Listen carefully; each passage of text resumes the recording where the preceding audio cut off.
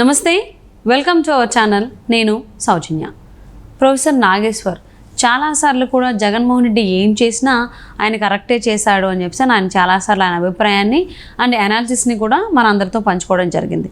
So అది pass పుస్తకాల పైన జగన్మోహన్ రెడ్డి ఫోటో గురించి కావచ్చు, అలాగే ల్యాండ్ టైటిలింగ్ యాక్ట్కి సంబంధించి కూడా. మరి ప్రజా వ్యతిరేకత ఏదైతే ఉందో అది జగన్మోహన్ రెడ్డికి చెప్పడంలో ఎవరు ఫెయిల్ అయ్యారు? ప్రొఫెసర్ నాగేశ్వర్ ఫెయిల్ అయ్యారా, లేదా రిసీవ్ చేసుకోవడంలో జగన్మోహన్ రెడ్డి ఫెయిల్ అయ్యాడా? అంటే ప్రజా తీర్పుని ప్రొఫెసర్ నాగేశ్వర్ అంచనా వేయలేకపోవడానికి కారణాలు ఏమై ఉండొచ్చు? ఈ అంశానికి సంబంధించి వారి విశ్లేషణని, అభిప్రాయాన్ని మనతో పంచుకోవడానికి ఈరోజు మనతో పాటు ఉన్నారు సీనియర్ జర్నలిస్ట్ డివిఎస్ గారు ఉన్నారు. వారితో మాట్లాడదాం. నమస్తే అండి. నమస్తే. ప్రొఫెసర్ నాగేశ్వర్, ఒకనొక టైంలో ఆయన గురించి అంతా చాలా మంచి మాటలే వినేవాళ్ళం. ఎప్పుడైతే ఆయన జగన్మోహన్ రెడ్డి ఏం చేసినా ఆయన కరెక్ట్ చేశాడో అని అనాలిసిస్ ఇవ్వడం మొదలుపెట్టారో, సో ఈయన క్రెడిబిలిటీ తగ్గిపోయిందని కానీ చాలామంది అంటూ ఉన్నారు. సో లేటెస్ట్గా ఏపీ రిజల్ట్స్ చూడడం జరిగింది నిన్ననే. సో ఏ విధంగా వచ్చాయో, కానీ ప్రొఫెసర్ నాగేశ్వర్ ఏదైతే చెప్పారో దానికి కంప్లీట్ ఆపోజిట్గా ప్రజా తీర్పు రావడం జరిగింది. సో అంటే ఇక్కడ ప్రొఫెసర్ నాగేశ్వర్ అంచనాలు ఎందుకు తారుమారయ్యాయి? ప్రొఫెసర్ నాగేశ్వర్ జగన్మోహన్ రెడ్డిని అర్థం చేసుకోవడంలో ఏమన్నా అంచనాలు అటు ఇటు అయినాయా? అసలు ఏం జరిగి ఉండొచ్చు? ప్రొఫెసర్ నాగేశ్వర్ మనకి ఇంతవరకు కూడా తెలుగు 2 రాష్ట్రాల్లో కూడా చిరపరిచితులు.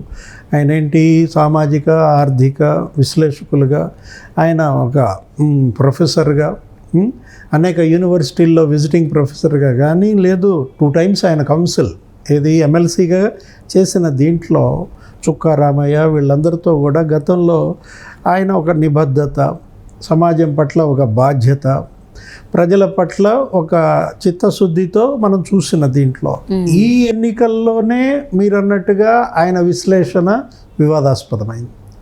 దట్టు ఆంధ్రప్రదేశ్ రాష్ట్రం విషయంలోనే మరింత వివాదాస్పదమైంది.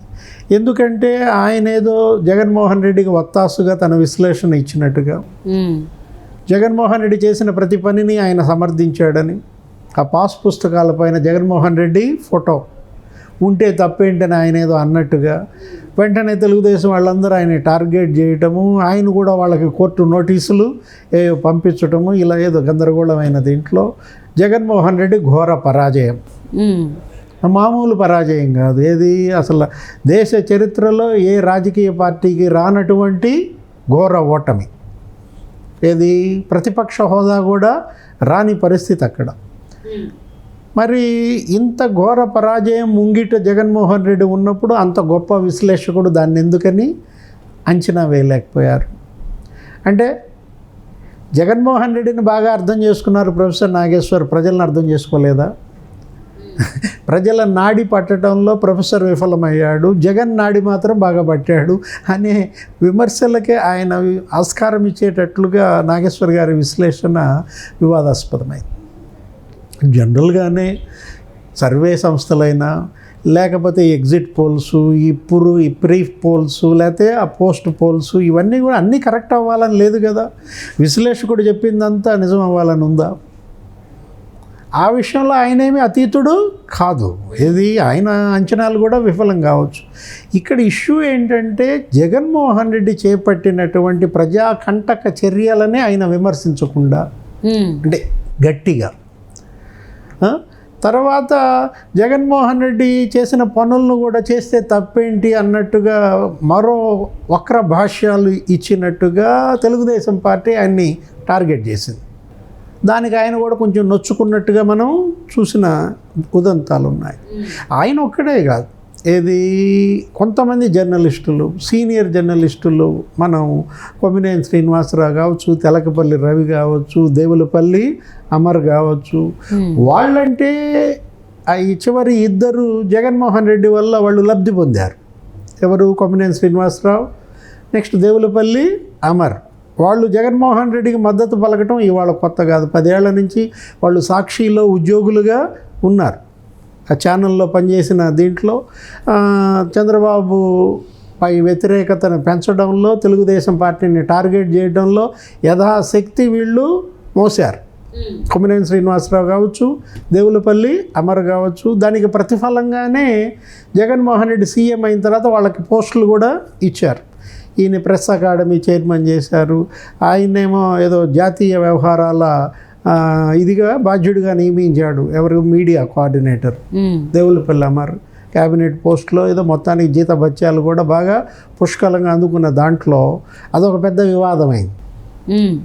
ఏది? ఈ సలహాదారులు ఎవరైనా సజ్జల రామకృష్ణారెడ్డి, ఆయనకి అసలు 150 కోట్ల జీతం ఇచ్చారని, వీళ్ళ జీతాలు కూడా చాలా భారీ ఎత్తున ఇచ్చారని, అసలు ఈ సలహాదారులు కావచ్చు, వీళ్ళు కావచ్చు, వీళ్ళ యొక్క జీత బత్యాల కింద వాడినటువంటి ప్రజాధనమే ఒక మినీ లిఫ్ట్ ఇరిగేషన్ కట్టుకోవచ్చు, పట్టిసీమ లాంటిది అనే విమర్శలు వచ్చిన దీనిలో వీళ్ళందరూ కూడా వాళ్ళ యొక్క క్రెడిబిలిటీ కోల్పోయారు. ఏది? జగన్మోహన్ రెడ్డికి వత్తాసు పలకటం ద్వారానో, జగన్మోహన్ రెడ్డి దగ్గర వీళ్ళు లబ్ధి పొందారన్న చెడ్డ పేరు తెచ్చుకున్నారు. ఆ పొందిన లబ్ధికి ప్రతిఫలంగా జగన్మోహన్ రెడ్డికి వీళ్ళు సేవలు అందించినట్టుగా ఈ విశ్లేషణలతో కావచ్చు, ఈ కామెంటరీ ద్వారా కావచ్చు, ఈ డిబేట్లలో చర్చలలో పాల్గొనడం ద్వారా కావచ్చు, ప్రజల ముందు వీళ్ళు దోషులుగా నిలబడ్డారు. ఎవరు? ఇవాళ జగన్మోహన్ రెడ్డి ఎంత దోషిగా నిలబడ్డాడో అక్కడ ఉన్నటువంటి వైసీపీ మంత్రులు, వైసీపీ ఎమ్మెల్యేలు ఇవాళ ప్రజా తీర్పుల్లో ఎంత ఘోర తిరస్కారానికి గురయ్యారో వీళ్ళు ఇవాళ ప్రజల ముందు దోషులే. వీళ్ళు ప్రజల నుండి అంతే మోతాదులో తిరస్కారాన్ని ఎదుర్కొనే పరిస్థితి. ఇప్పుడు ప్రొఫెసర్ నాగేశ్వర్ ఒక్కడే కాదు, ఆయనతో పాటు అనేక మంది ఈ రకంగా వాళ్ళ క్రెడిబిలిటీనే కోల్పోయిన పరిస్థితి అన్నమాట. జగన్మోహన్ రెడ్డి ఆయనకెటు క్రెడిబిలిటీ క్రైసిస్. ఏది? నమ్మక ఆయన్ని మొన్న నమ్మారు. ఒక ఛాన్స్ అని చెప్పి కాళ్ళు గడ్డాలు పట్టుకుని బతిమలాడితే ఇచ్చారు. కానీ దానికి ఆయన తీరని ద్రోహం చేశాడు, వాళ్ళని వంచాడు, మోసగించాడు. దానికి తగ్గట్టుగా ఇవాళ ఏంటి? 11 సీట్లకే పరిమితమయ్యాడు. 151 సీట్లలో నెత్తిన పెట్టుకున్న ప్రజలే ఇవాళ ఆయన్ని ఆ 5 తీసేసి 151లో మిగతా 2 ఇచ్చి నాలుకేసి కొట్టారు. జగన్మోహన్ రెడ్డి పరిస్థితి అట్లా అయి ఉంటే ఇంకా వీళ్ళ పరిస్థితి ఏముంది? అంతే. అంటే ప్రొఫెసర్ నాగేశ్వర్ జగన్మోహన్ రెడ్డికి సంబంధించి మాట్లాడడం అంటే ఆయన పాజిటివ్గా మాట్లాడడమే తప్ప ఆయనకు సంబంధించి జనాలు ఏమనుకుంటున్నారు ఏంటని ఆలోచించేటువంటి దాంట్లో లేరనుకోవచ్చా? అంటే ఒక నాయకుడికో ఒక పార్టీకో పూర్తి వత్తాసు పలకటం ద్వారా ఒక వ్యక్తి తన పరపతిని కోల్పోకూడదు. ప్రజలు తనపై ఉన్నటువంటి చూపినటువంటి నమ్మకాన్ని, గౌరవాన్ని కోల్పోకూడదు. అది ఇక్కడ ట్రాజడీ. ఏది? ఇవాళ జగన్మోహన్ రెడ్డితో సంబంధం లేకుండా, చంద్రబాబుతో సంబంధం లేకుండా, కేసీఆర్, రేవంత్ రెడ్డి వీళ్ళెవ్వరితో బేరీజు వేయకుండా నాగేశ్వర్ అంటే అతను ఒక బ్రాండ్గా మారాడు. ప్రొఫెసర్ నాగేశ్వర్ అనగానే మేధావి వర్గము అనేక మంది ఆయన యొక్క వీటిని చూసే పరిస్థితి, వినే పరిస్థితి, ఆలకించే పరిస్థితి, ప్రజలపైన ముద్ర వేయడం, ఇదంతా కూడా ఏంటి? రిజిస్టర్ చేయటం అన్నమాట. ఇంత నమ్మకాన్ని, విశ్వాసాన్ని మీరు మీ స్వయం కృషితోనో మీ మేధస్సుతోనో మీరు పొందినప్పుడు సామాజిక బాధ్యత అనేది ఒకటి ఉంటుంది. దాన్ని దాటకూడదు.